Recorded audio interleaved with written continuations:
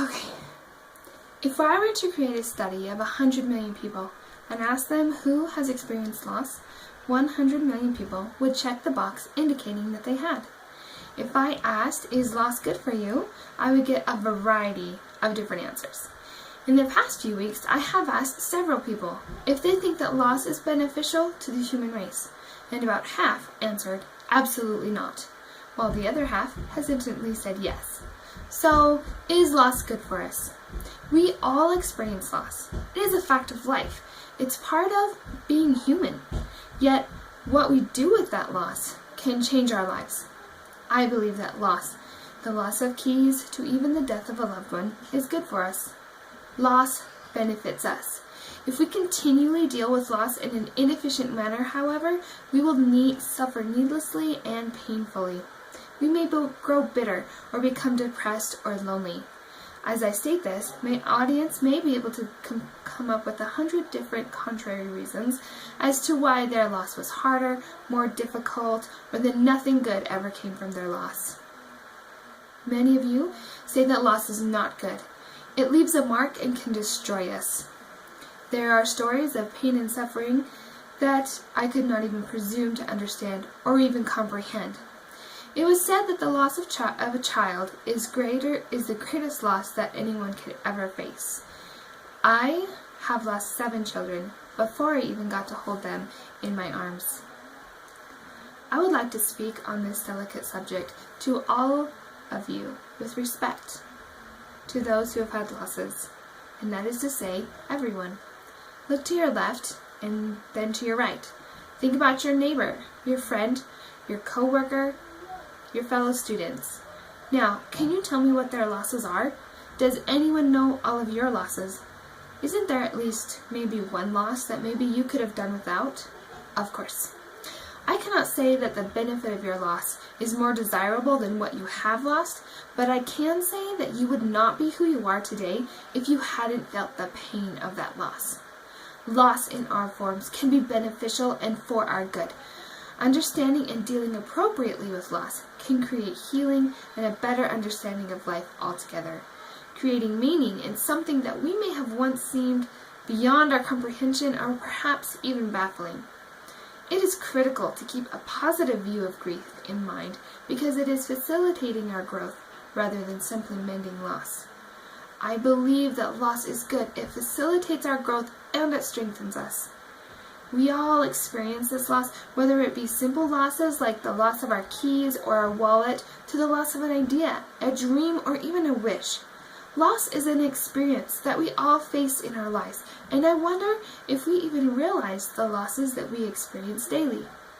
We lose ideas, dreams, lives we may have had, simple interactions with people, or a chance to be someone different than we are now. Each loss changes us. It changes who we are, it changes our future, and it changes who we will become from that moment on. Loss is an inescapable part of our human existence. In such a world, the secret of living is not just to make loss something that you can deal with, but to make it meaningful. So, how can we live each day with this loss? Well, every day as we experience these micro losses that change our everyday living, these losses for, say, a child may be failing to accomplish a task, losing a toy, or even dropping something off of their dinner plate. Young athletes experience these losses several times during each practice. Every day, coaches take these small children who cannot even read and teach them complicated drills. Lessons like this can only be taught by failing over and over and experiencing that loss each time. Children in school feel this loss when they're picked last on the playground. Teenagers who are denied a date or a group of friends feel the stings of this bitter part of life almost daily. These lessons gradually teach each one of us powerful and helpful lessons for everyday living.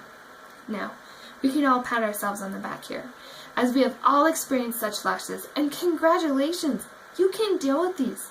These will not cause a train wreck in your life. But just imagine, for just a moment, that you have never experienced this. How would you deal with something that you've never before faced? These lessons each day teach us unimaginable experiences that we learn and grow from, oftentimes without ever knowing the specific lesson that we have learned. There is nothing real in life that makes life painless.